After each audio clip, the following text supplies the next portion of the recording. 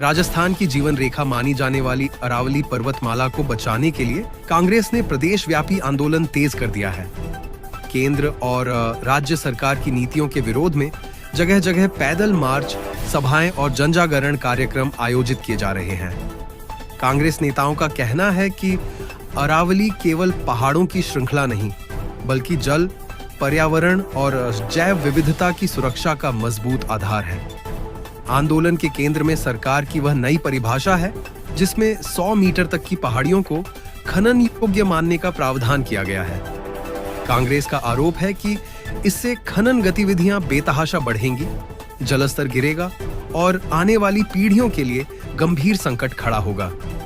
कार्यकर्ताओं ने इसे पर्यावरण के साथ खिलवाड़ बताते हुए तत्काल वापस लेने की मांग की। अजमेर ग्रामीण कांग्रेस कमेटी के आह्वान पर किशनगढ़ में गांधी पार्क से पैदल मार्च की शुरुआत हुई। विधायक एवं जिला अध्यक्ष विकास चौधरी के नेतृत्व में सैकड़ों कार्यकर्ता रेलवे पुलियां, टैंक, पेट्रोल पंप होते हुए पहाड़ियां चौराहा पहुंचे। भारत माता जिंदाबाद और अरावली बचाओ पर्यावरण बचाओ के नारों से पूरा मार्ग गूंज उठा। विकास चौधरी ने सरकार पर खनन माफियाओं से सांठगांठ का बड़ा आरोप लगाया। उन्होंने कहा कि नई नीतियां माफियाओं को लाभ पहुंचाने के लिए बनाई गई हैं, जिनका सीधा असर पर्यावरण और आमजन के जीवन पर पड़ेगा। चौधरी ने ऐलान किया कि यह जन जागरण आंदोलन बूथ स्तर से लेकर जिला स्तर तक लगातार चलेगा। कार्यक्रम में पूर्व मंत्री नसीम अख्तर इंसाफ, नेता प्रतिपक्ष हमीदा बानो, विभिन्न प्रकोष्ठों के जिला अध्यक्ष, ब्लॉक अध्यक्ष, जिला परिषद सदस्य, पार्षद और बड़ी संख्या में कांग्रेस कार्यकर्ता शामिल रहे। सभी ने एक स्वर में अरावली की रक्षा और पर्यावरण संतुलन बनाए रखने का संकल्प दोहराया। आज हमारा प्रदेश व्यापी जन जागरण अभियान के तहत अजमेर देहात कांग्रेस कमेटी के तत्वाधान में आज हमने गांधी पार्क से मुख्य चौराहे तक एक लोगों में जन जागरण का एक अभियान जो कांग्रेस पार्टी ने चलाया, उसके तहत आज हमने पैदल मार्च किया है।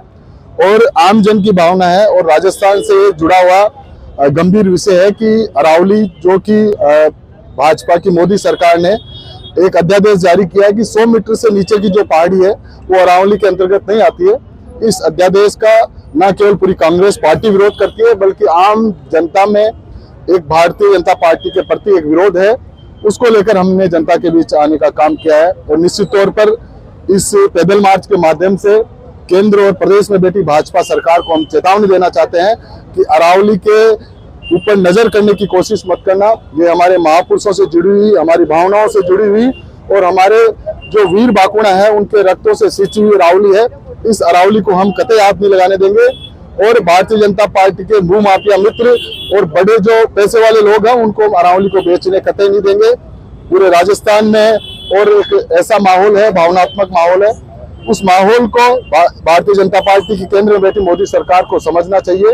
नहीं तो जल्द ये जनता सड़कों पे उतर गई तो देश और प्रदेश में डबल इंजन की सरकार है, उसको भागना पड़ेगा। निश्चित तौर पर आज हमारे सारे वरिष्ठ नेता हैं और आज हमारे सौभाग्य की बात है कि क्योंकि हमारे कार्यक्रम कल का था, लेकिन आज कांग्रेस पार्टी का 140वां स्थापना दिवस है, तो इस मौके पे हमने इस देश को आजादी दिलाने वाली और इस देश को लगातार आगे बढ़ाने वाली, एकता और अखंडता के सूत्र में बांधने वाली कांग्रेस पार्टी का स्थापना दिवस के दिन आज हमने ये दिन चुना है ताकि जो अरावली का गंभीर मुद्दा है उस मुद्दे को लेकर हम जनता के बीच जा सकें। आज इतनी संख्या में लोग आए हैं, मैं उन सबका आभार प्रकट करता हूँ, विशेष तौर से हमारी पूर्व मंत्री, मेरी बड़ी बहन नसीम अख्तर जी और तमाम नेता जो आए हैं। आपने देखा मुद्दा था, आप उसको लेकर मुहिम चलाएं। निश्चित तौर पर एक तरफ भारतीय जनता पार्टी के लोगों को बरकलाने का काम कर रहे हैं, उसका जीता जागता उदाहरण किशनगढ़ में आपको देखने को मिला।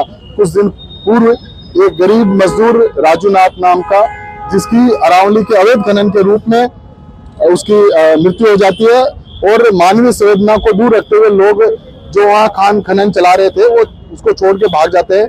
हमने धरने पे बैठे और मैंने आरोप साफ सुथरे में लगाया कि पुलिस की मिलित भगत से भाजपा नेताओं को मंत्री ली जाती है, जिस कारण से अरावली का खनन हो रहा है। ये गंभीर विषय है।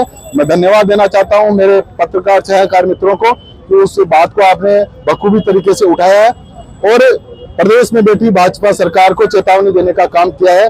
अब इस तरह के काम हम होने नहीं देंगे, न केवल किशनगंज बल्कि पूरे जिले में इस मुहिम को लेकर हम गांव-गांव। प्रदेश कांग्रेस कमेटी के निर्देश पर जिला कांग्रेस कमेटी के सम्मानित अध्यक्ष विधायक विकास चौधरी जी के नेतृत्व में पूरे जिले के कांग्रेस के कार्यकर्ता इकट्ठे होकर अरावली बचाओ मार्च किया गया। उसमें सभी लोग शामिल हुए जिलाध्यक्ष जी के नेतृत्व में। अब ब्लॉकों पर भी ये ऐसे मार्च निकाले जाएंगे।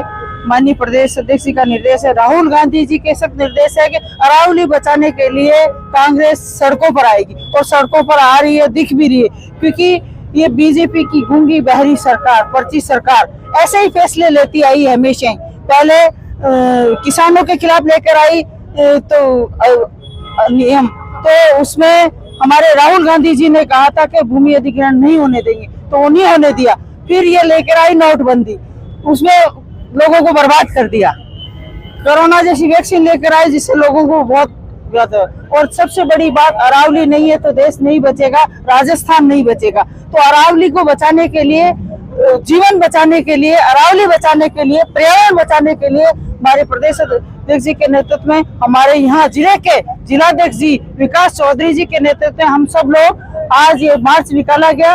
और मैं सबसे आह्वान करती हूँ, आम जनता से भी आह्वान करती हूँ, मीडिया के भाइयों से भी आह्वान करती हूँ, हमारे इस जिले के मार्च में विकास चौधरी जी का सहयोग करें, ताकि इस मार्च को हम जन जन तक लेकर जाएं, गांव-गांव तक लेकर जाएं, ताकि अरावली बचेगी तो हम बचेंगे। अरावली में संतों ने तपस्या की, अरावली में हमारे कई दरगाह हैं, कई मंदिर हैं। अरावली शौर्य की गाथा कहती है, महाराणा प्रताप ने यहाँ युद्ध किया, तो अरावली में तो कण कण में शौर्य की गाथाएं बसी हुई है। तो अरावली है तो हम हैं, पेड़ ही नहीं बचेगा, अरावली ही नहीं बचेगी तो हम कहाँ से बचेंगे। ये कह रहे 100 फुट के दायरे में अरावली नहीं है, भाई तुम्हें तो बेचनी है, पूंजीपतियों को अरावली को बेचनी है, उन्हें खनन के लिए पट्टे देना है, इसलिए तुम ऐसा कर रहे हो। और ये कतई कांग्रेस पार्टी नहीं होने देगी, अरावली को बचाने के लिए सड़कों पर संघर्ष करेगी।